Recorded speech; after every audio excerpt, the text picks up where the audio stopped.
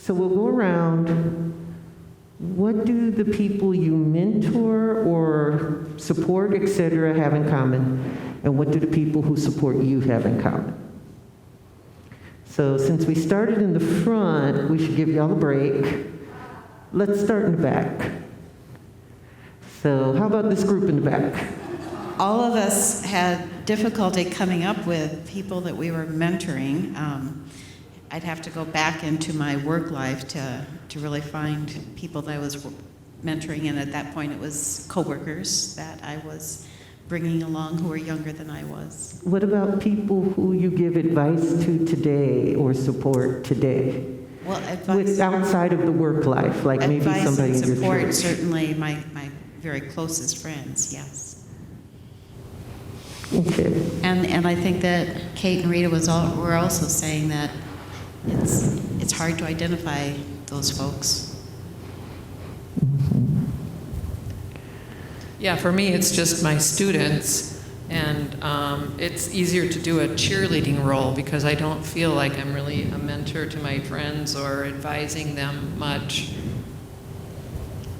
For me, my team work in Egypt. We're working in women's rights, and I accept advice for many a good friend here in the US.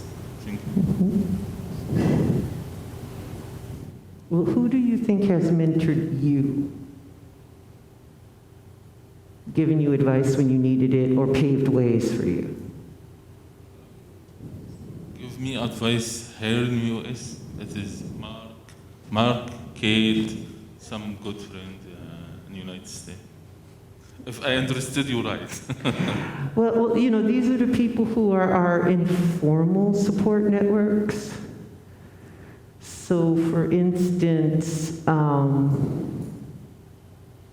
outside of work, there are some older women and men who have, you know, if I've had a problem with my kids, I would call them and say, okay, has your teenager done A, B, C, or D? Or not spouse, always spouse stays inside. But, you know, maybe my mother, you have an elderly parent, have you done A, B, C, or D? So mentoring can be at work, but it can also be outside. Does that make sense? At work, there's a couple of people, yes, this is how you do a promotion packet, this is how you do, and people, when we're in there, this is what we're thinking of. But it's informal, it's not formalized. These are the people who you're pulling aside and going, you know, that outfit doesn't look professional, you might need to wear something else. You know, cover up whatever bits you're not, you know. Or you should go volunteer for this. This is a good idea. Or there's a job over here. I saw this job and I thought of you and I sent it to you. Is this making sense? So I want you to think of it more informally. These are the people you're building as your network. Does this make sense? Does that make a little more sense? I think when we think of mentorships, oftentimes we think of them in very formalized capacities, typically vis-a-vis our work, right?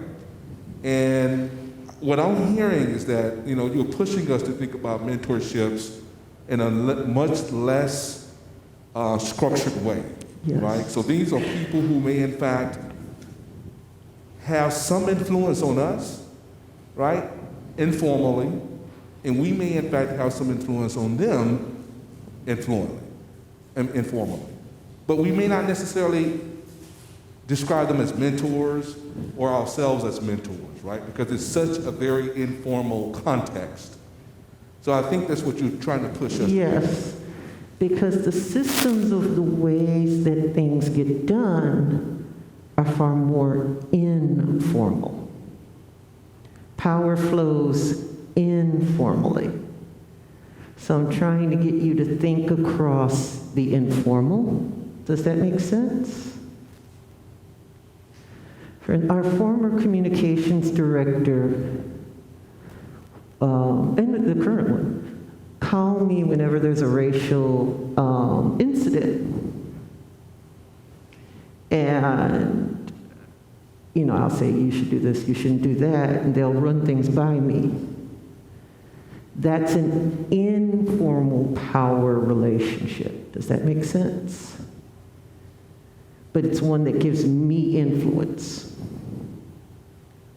There's other people who will informally call, or I will informally call them.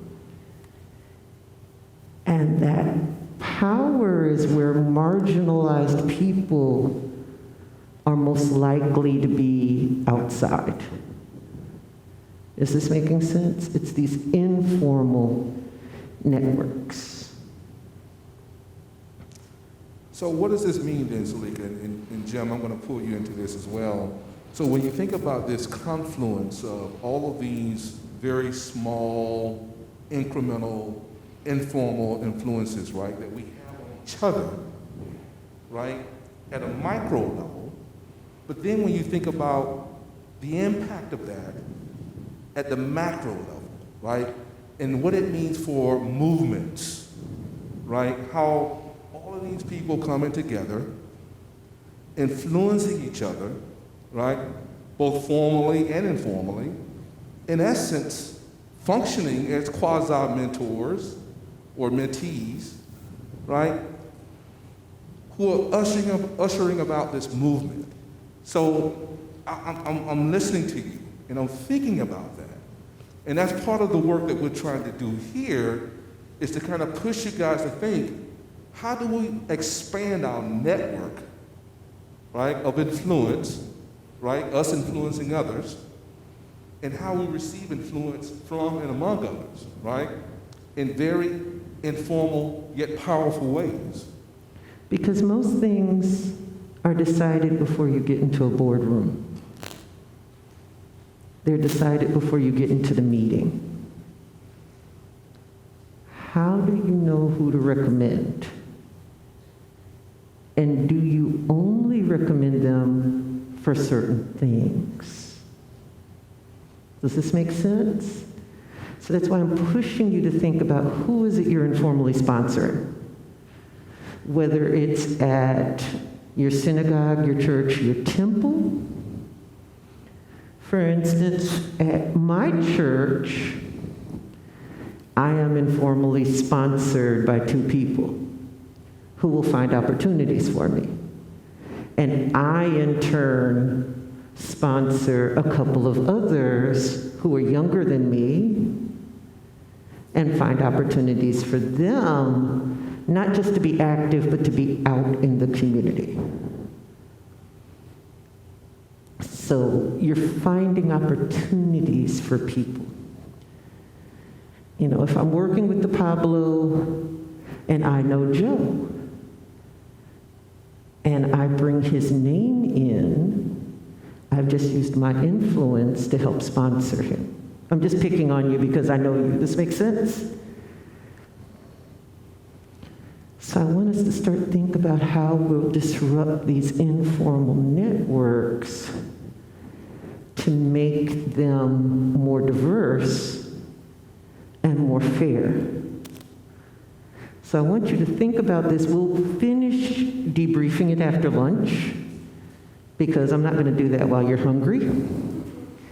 But I have one other thing for you to look at after lunch, while you're at lunch.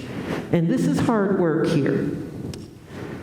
So the front of this page is a discussion of the process by which people derail racial, sexual, etc. conversations.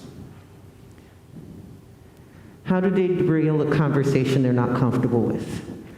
On the back, there's a list of the exact most common phrases people use to disrupt or derail a productive conversation across cultures, genders, race, etc.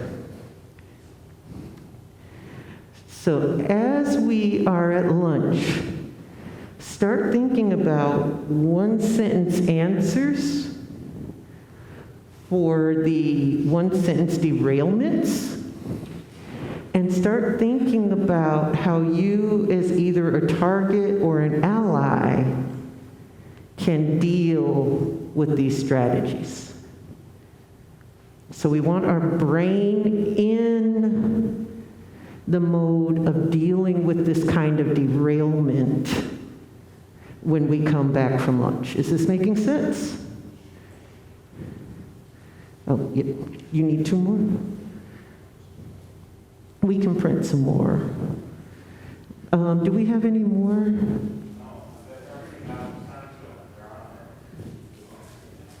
So we'll keep this one. We'll keep this one. Otherwise, I'll go and try to print some more.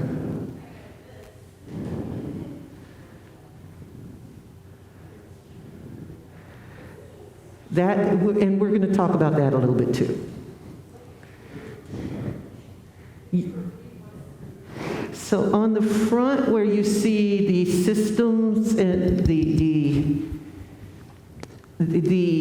strategy, think of how we disrupt the strategy. On the back where you see some of the exact sentences they say, to disrupt that, I want you to start thinking about one-sentence responses. One-sentence responses that don't have insults in them. No insults.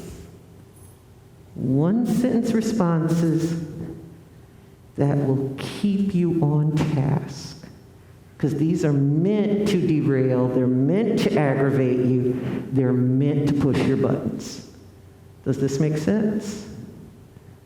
So how do you respond to them?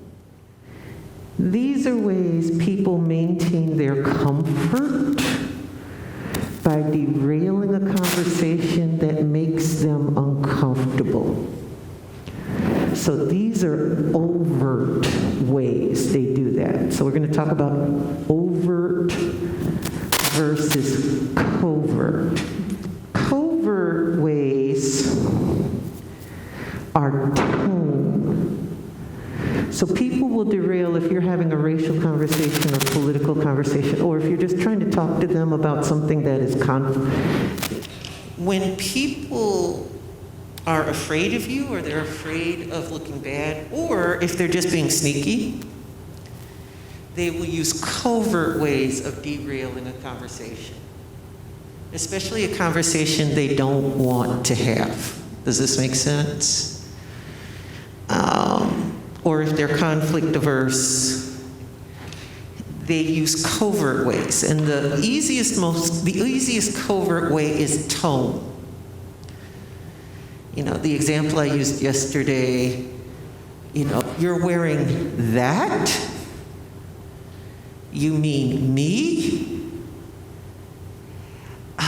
Some people will tone police, they'll jump you even when your tone hasn't gone up.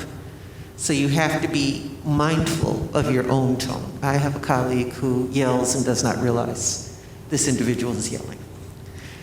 So I have to say, your voice is going up, or you're yelling, or you might want to bring your volume down.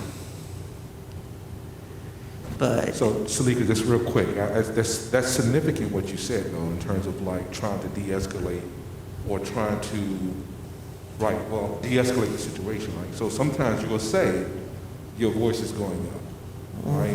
Or what was the other comment you made? you're yelling? You're yelling, right? And so these are techniques in and of themselves, right?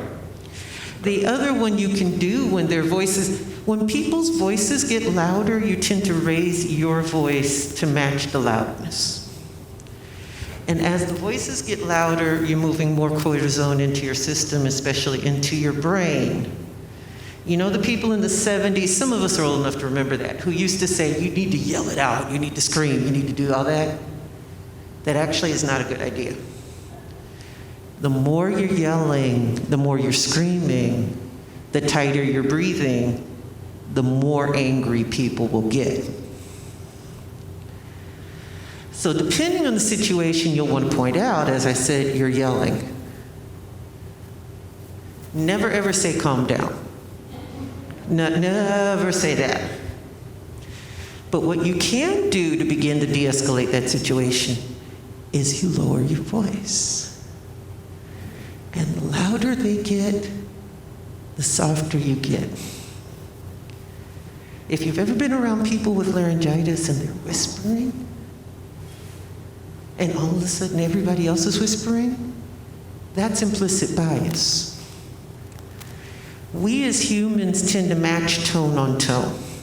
If someone's being sarcastic, and we know what a sarcastic tone sounds like. If their voice is hardening, we react to that normally by having our own voice react. One of the things we have to be mindful as well as with the breathing is our own voice. You're going to breathe through that and you're going to keep your voice low. And you can keep your voice open. I'm not saying appease them. Never ever appease somebody who's trying to intimidate you. Whether it's in these kind of conversations or out on the street. You don't appease them. Yes. When you appease someone who's trying to bully you, you think you're giving them what they want, but they just see that as an opening to continue to push you. You have to set a boundary with someone who has an abusive mindset or with someone who is in a fear-based system. Any appeasement you do, to them, that's a license to push further. Appeasement is cowering, for instance, or agreeing when you don't agree. I think the best example is I was in South Central 2 or 3 years ago. My daughter was younger. And I was in a Walgreens in the hood. And it was late at night, and we had just gotten in, and I was trying to pick up some hair stuff for her. And there was a commotion in the front of the store, so the security guard was in the front of the store. Because I'm in Gardenia, and if you know anything about Los Angeles, Gardenia is not one of the better areas. I promised my daughter candy. You know that's a sacred promise when kids come in. But I was trying to find her hair stuff. And the Walgreens is like the one here. It has those narrow aisles. A man comes into the aisle. His eyes are red-rimmed. And he is engaging with what people in mental health call word salads. A set of disconnected words, they don't make sense. I was doing this, and thunder makes you great. You know, that kind of word salading, and the red eyes told me this person was not sober. Given that part of the area, it was probably coke. So this is not a safe situation for me. It's not a safe situation for my daughter. And he was starting to ask me for money. I did not have money. But what I did was I followed his thread and answered everything he said in a calm voice, not strongly, not agreeing with him. Well, the security guard is a satanic demon that's ready to get with us. I'm here, and sometimes I'm using non sequiturs. I'm here looking for hair product. I will pray for you. I hope you're okay. And I'm backing my daughter out at the same time. So I'm not agreeing with him. I'm setting the boundary. You know, can you come do this with me? No, I will pray for you. I'm backing the boundary out. I have to get hair products. Back my daughter out, who of course sees the candy and wants to go hit the candy. We are not going to the candy today. You know?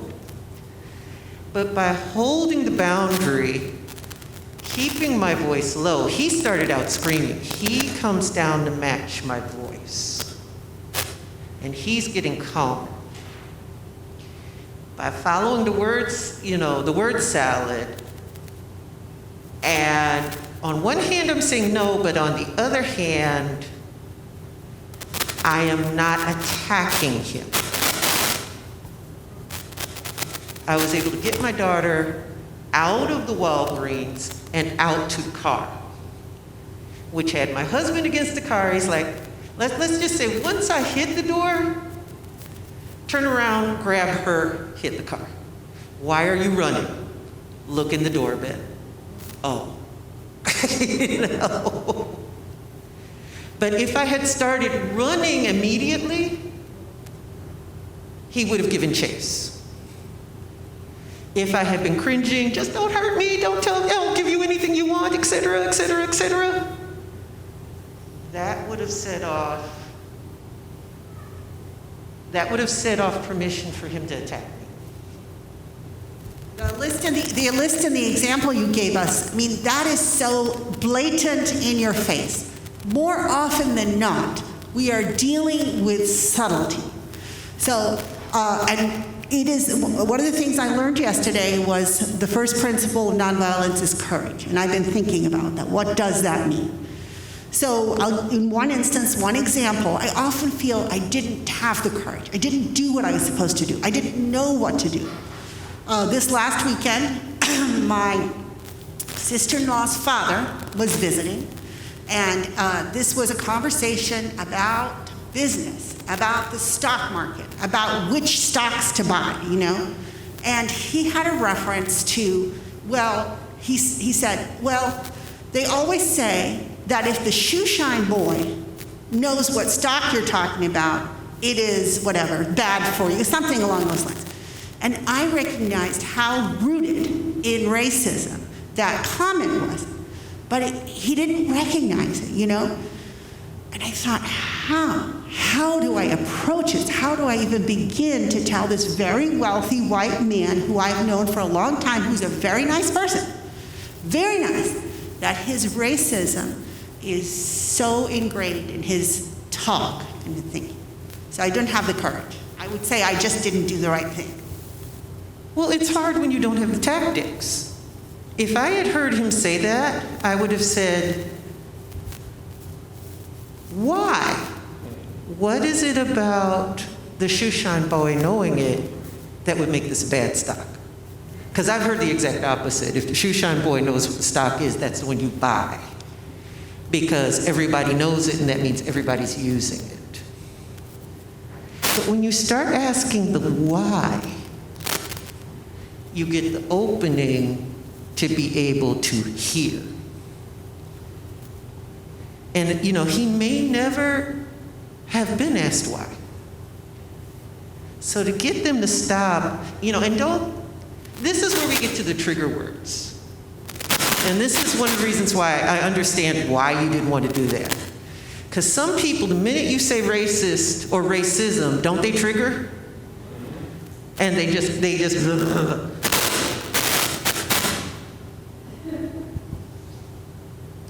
Evidently, technology doesn't like me today. Yeah, maybe we'll have to. Well, we want to still stay socially distant, but we'll figure this out. There are other words we can use. If you know the word racism is going to trigger them. Why would you use that observation? Why do you think that? That observation is strange to me. What reason do you have for saying that? Some people will find that observation offensive. Have you thought about that? I want what's best for you. I don't want you to inadvertently put yourself out in a bad way. Other people may take that the wrong way. I know you're not. Other people may take that the wrong way. These are all phrases you can use to lower the temperature. So you could have said, as a tactic, I don't understand that. What's the thinking behind that? Or some people, I know you're a good person, but some people might take that the wrong way. Are you aware they might take it the wrong way? Would that have worked, you think, in that situation? I don't know, I just feel like a coward. I heard someone say that, I just feel like I was a coward. I find myself in that position a lot. Well, part of it, though, is that if we don't have the tactics, the first thing we do is freeze. People say flight or fight, but what they don't realize is the most common thing that happens is freeze. And then once you freeze, and you probably froze, didn't you? Absolutely normal somatic system response. Once you freeze, the moment passes. You know, this is why, I'll be honest, don't want to start political controversy, but it makes sense. You know, I'm trained to shoot guns. I know how to shoot guns. I'm trained for all of that, but I don't conceal carry. Because in an actual active shooter situation, you're going to freeze for 2 to 6 seconds. If you're untrained, you will freeze for up to 10 seconds. Freezing for 2 seconds is a long time. And that's normal. The more you train, the more you rehearse, the less you freeze. But don't feel like you're not courageous because you freeze. You know, I had somebody call me the N-word out of a car on Water Street at 9 o'clock in the morning. I didn't expect it. So I froze. And I had several of my friends, well, why didn't you throw a rock? Well, no, we shouldn't throw the rocks. Why didn't you get the license plate? Because I froze. And also because I didn't think anything would be done. The police were very quick to tell me, if you had gotten a license plate, we could have gone and had a visit. I'm not sure I want you to go and visit them. But we all freeze. So don't let freezing make you think you're not courageous. But the answer to freezing is to anticipate the situations and to begin to rehearse. Does this make sense? You have your hand up? I've just been thinking about nonviolence and confrontation and what we're afraid of.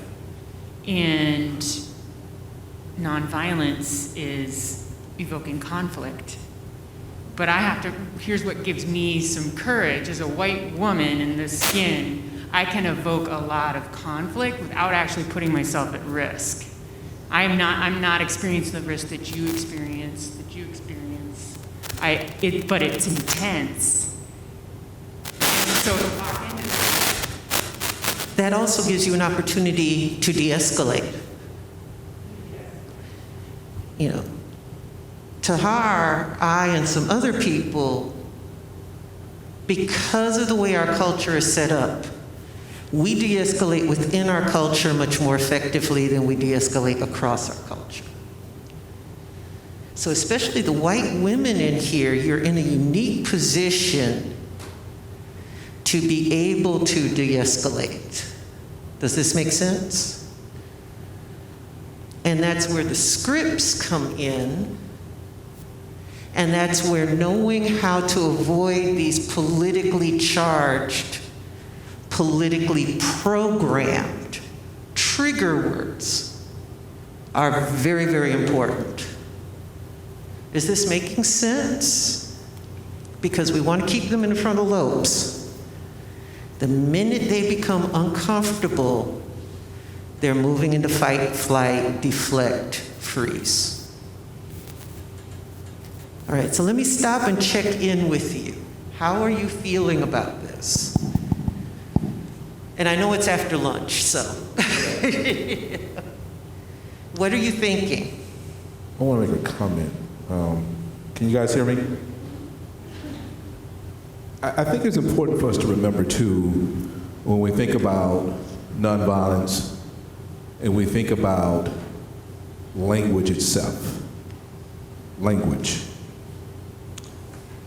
Oftentimes, what others say, we impute meaning from what they say before they can avow what they actually meant by what they said.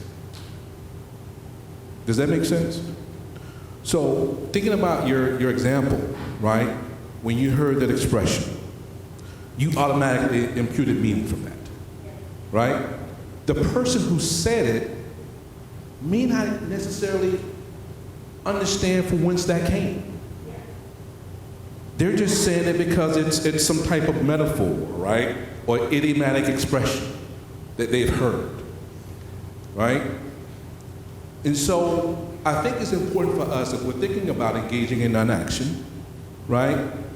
Nonviolent action. To begin with that, I do this a lot with students, right? To begin with that all-encompassing why. Because what that does for us, it allows us to gain a better understanding of what others might in fact mean when they say certain things, right? Because we're already thinking a certain way and how that may in fact reflect it upon us, right? From just hearing a certain expression, right? You got a question? Thank you. You're right. You're saying I'm jumping the gun, and there potentially was the case. But I want to, we keep talking about systemic racism, Sure. and that's what this is. It's built into our language. It's metaphors. It's Yes. things that are hurtful to people. Absolutely. These are long-term things that we have to acknowledge. So how come I need to give him the benefit of the doubt? You know what I'm saying? No, absolutely, and I get it 100%. And I think what Salika was saying earlier is the right way to go about doing it. Because what that does for us too, it allows us to unpack certain assumptions that we bring to the table. We're not bias-free either, right? And so I think, to come to that understanding, we have to kind of be able to turn that reflexive lens back upon ourselves, right? And think about what assumptions, what biases do we hold, right, in this transactional process or situation as well. And I think that's important for us to really unpack here too, because language itself, right, there's many dimensions to that, right? It's not simply what is said, but it's also the meaning that is inferred from it. And a lot of times, we don't deal with the latter part of that. We don't, right? Because we're not really, we don't really think that process through. We're not linguists, right? We don't study that part of it. You have a comment? And there is a difference between an honest actor and someone here who would be using these phrases, that's a dishonest actor. And these actually set us off. But an honest actor, you're going to use what Gottman calls a softer send-up so they don't turtle. This is research that's about how to save your marriage, but it's also conflict resolution. When you use the softer send-up, and it's systemic racism, but it's also corruption. What they've done is they've corrupted our system, they've corrupted our language, they've corrupted especially these trigger words, haven't they? For some people who won't listen when you hear systemic racism, if you say corruption, they keep listening. So that is one thing to keep in mind. Is this an honest actor? Is this a dishonest actor? Audience matters. How do we keep them listening? It was helpful to hear you say that white women can have power to de-escalate. because it has not been my habit to be able to identify the power that I have. And so it's really good to acknowledge that we need to start looking for, okay, not just what the power we don't have, but for the power that we do have. We all have soft power. And our soft power is in our ability to de-escalate, our ability to use words, and the way we carry ourselves. And that's the other reason why I say don't appease abusers. And that's based on several pieces of research. I don't know if y'all are familiar with the Duluth model of domestic abuse. What they've done is they've interviewed domestic abusers. There's a really great book, I want to say it's Lundy Bancroft, Inside the Minds of Angry and Abusive Men. And what they found is that when they're getting angry, they've also done MRIs with them, etc., the more you appease, the more they're going to push, the worse they're going to get. And appeasement, too, can come from the way you're holding yourself. You want to hold yourself back so you can feel more power. But that also lowers the cortisol in your system. Is that, so if I was appeasing someone who has a propensity toward violence, would they then become more violent just with me or with other people who look like me? Just toward me. Because they see that as a proof that you won't fight back. Abusers are looking for openings. A lot of people will say, why me? Why is it that all these crazy people come looking for me? Why do I wind up attracting abusers? The reality is you don't attract abusers. Abusers, and then this includes racialized, sexualized, etc., people who are harassing, etc., they will test to see what they can get away with. And the minute you let the boundary down, they know they can get away with it. And they will push a little farther. And they will push a little farther. I'm in that first generation of women who was told, the first time you get hit, you leave. And there's a reason for that, because if somebody knows they can hit you and give you flowers and you'll come back, that means the price of hitting you is giving you flowers. How many of you have heard of Grandma's Law? It's called Grandma's Law.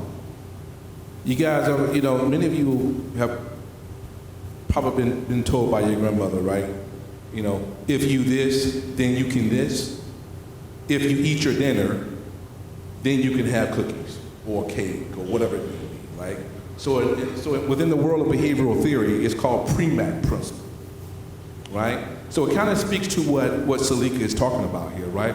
And so if you're dealing with someone who is violent, right, or whatever the X may be, right, you have to have an outcome that is mutually agreeable to both parties.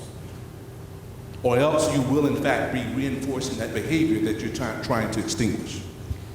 Right? But you also have to understand that appeasing the person is not going to stop them. They're not doing it because they want the appeasement. They're doing it because it gives them literally a sense of power and control. It makes them comfortable. When they've talked to these men, and there are women who are domestic abuse victims, there's a couple of programs for reconciliation where they're talking to people who are not their abusers and have asked, what are you thinking when you do this? Oftentimes they'll say, they're not thinking. And they'll say, and the women will say, well, what could I have done to avoid this? And those men will say, nothing. I already knew what I was going to do. It's just like when people think that abusers beat because they're on drugs or because they're on alcohol or they're racist because they're ignorant or because of this or that. They drink to be able to do it. They do the drugs to be able to do it. Everything after is an excuse. So, in situations where, and we're talking about kind of basic behavioral notions here, right? We're not talking about perhaps some of the more draconian, stuff that you may be referring to, right? Where people get into these cycles of abuse, right? There's way more nuance in that, right? But if we're talking about situations that you may find yourselves in, right? Where someone may be calling your name or someone may be making a certain demand of you, right? This person is somewhat reasonable, right? But yet they're still trying to make these demands of you. Think about a child who, and you may be thinking about this earlier, when we were talking about your kid wanting candy, right? So a kid who may be trying to throw a temper tantrum, right? Because they want candy. And you as a parent, you're saying, well, if you want candy, then you need to eat your dinner, right? That's called the pre-mat principle. So if you have someone who's trying to make a demand of you, right? You may need to set a certain boundary, which you were talking about this a little bit earlier too, right? If you want this from me, then this is my expectation of you. So there must be some reciprocity, right?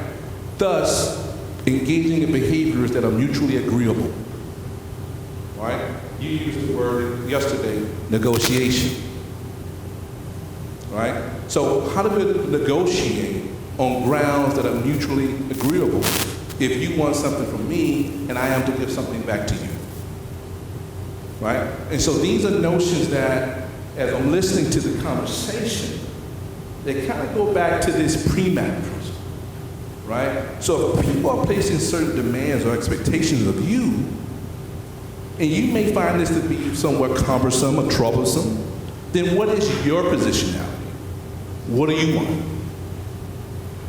Right? What do you want from me if we are to arrive at this place of equilibrium or stasis?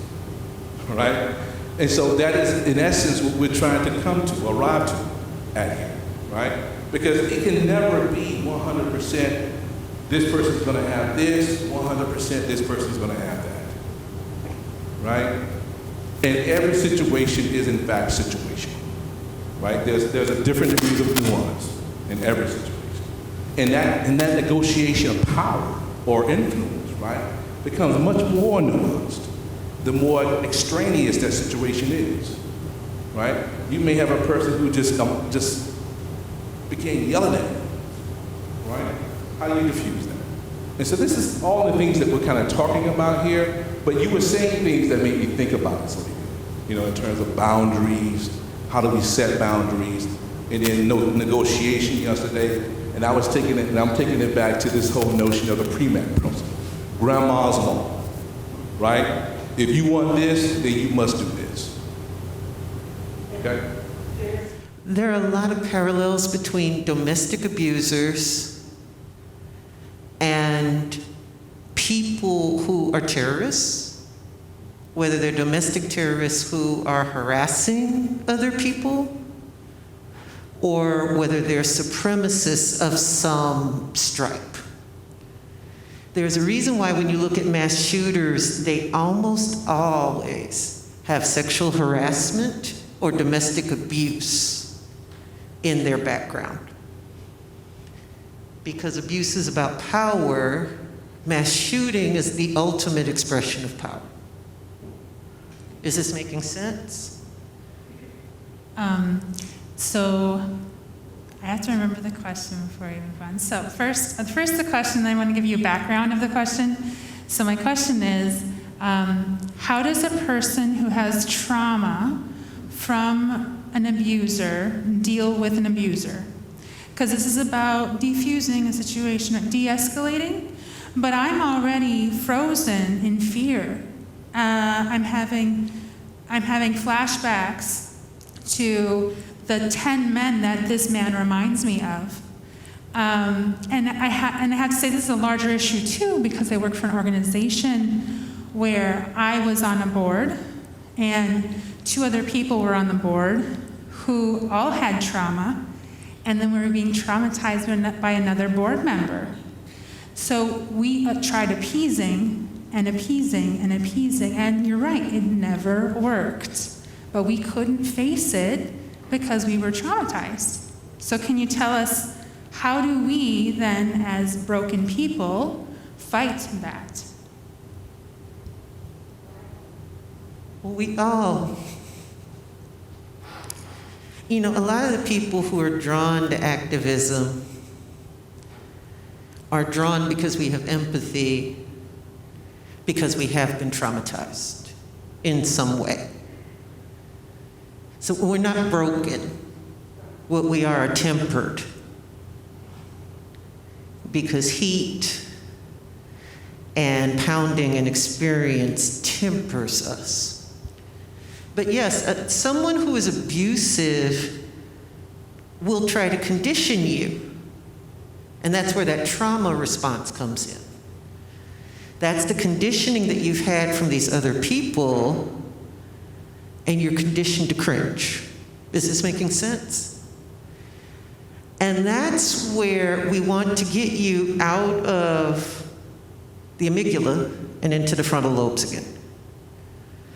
Now, one way to do that, I had meant to do this later in the day, but I'm just going to push it up. Is that okay? How many of you have heard of the 4-7-8 breath? Or square breathing? I've got one person with square breathing, 1-4-7-8 breath. I want to go through those really quickly, because when you're in a situation that is moving you and triggering you into a fear response, both of these will help you stay here so that you can talk yourself through it to say, this is not the same. And these are the ones I used last year when I was facing the people with the guns. I've also used them in other situations to help calm myself down with things that have triggered me, made me think that, oh, well, I'm in physical danger, etc., where you clutch up. Is this making sense? Now, the problem is for the square breathing, I need a square. So I'm going to use this. And what you do is you're going to have to be aware. For me, I know the signal that I'm about to get upset and start yelling at someone is my throat tightens. There's always a physiological symptom before the somatic system takes over. For some people, it's going to be the throat. For some people, they'll feel this. For some people, it's the throat. For some people, it's the start of a migraine, those wavy lines and stuff like that. For some people, they'll feel their chest tightening. I know my daughter, her chest tightens. For some people, they'll look down and see that they're clenching their fist, which actually raises your blood pressure, by the way. So if you find yourself dealing with someone who's pushing your buttons and your fist clenches, open your hand and shake it out. Because certain things, that throat tightening, the chest tightening, if you're doing this raises your blood pressure. Hunching, all of that raises your blood pressure, helps to push that physiological response. So you're going to have to start monitoring yourself to know what happens before the physiological response starts. That's part of the reason why yesterday I said trigger words. And I said one of the things you have to start thinking about is what triggers you, so you can respond to people who are trying to manipulate you this way. You breathe in 4 seconds up, breathe out 4 seconds across, breathe in 4 seconds down, breathe out 4 seconds across. And you want to do it a minimum of 3 times. If you're a performer too and you get stage fright, this is a really good way to to get your hands to stop shaking. I'm a keyboardist as well as a singer. And if I'm getting up there and I'm a keyboardist because I like to be behind. You know, I want Frank, he's laughing because he knows Frank. I want Frank up in front of me. I want to be behind the band. I want to be behind the singer. But if I'm out in front and my hands are shaking, in through your nose, across, out, in, and out across the body. Making sure that you drop your shoulders and move that breath into your diaphragm. Move the breath into your diaphragm. Because this is the breath that makes it easier for you not to freeze and to be able to come up with a response. Is this making sense? So do we want to practice it one time? Yes. You know, you'll get to the point where you don't need to do that when you're used to it. But I'm going to use my arm and pretend I'm cantering in church. And I will go up and across and down and across. Is this making sense? So let's try this. On the count, I'm going to go 3, 2, 1. 3, 2, 1. In through the nose. Out through the mouth. In through the nose. Out through the mouth. Is this making sense? And you want it to be in your diaphragm. This is what you want moving, not here. Just like if you were singing. This is what you want moving, not here. Dropping your shoulders, you can feel your blood oxygenating. And that's important for limiting the physiological response. Because it's the physiological response that's re-traumatizing you. Does this make sense? Now the other one is called 4-7-8 breath. It's also called yoga breath for some people. So you're breathing 4 seconds in through your nose. You're holding it for 7 seconds. You're breathing out through your mouth for 8 seconds. When I do this with kids, I make them make some obnoxious noise with their lips when they're breathing out, but we're all adults. But a lot of people who are working in the school district, do I have any teachers who have been taught this? This is a way of calming down, especially kindergarten kids that are using the 4-7-8 breath with in order to help them calm themselves. So it's in through the nose, hold for 7 seconds, out for 8.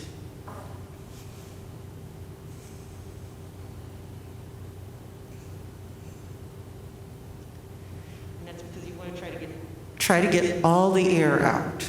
Is this making sense? Exhale out through your mouth. What I do, I'm also a flute player. I'm letting you see my lips, but I'm trying not to project the breath. So you could do it that way or this way. You don't want to do, because that will tighten your jaws, and again, it causes the physiological response. So that helps you with a trauma response in many ways. Is this making sense for people? Is this something you think that you could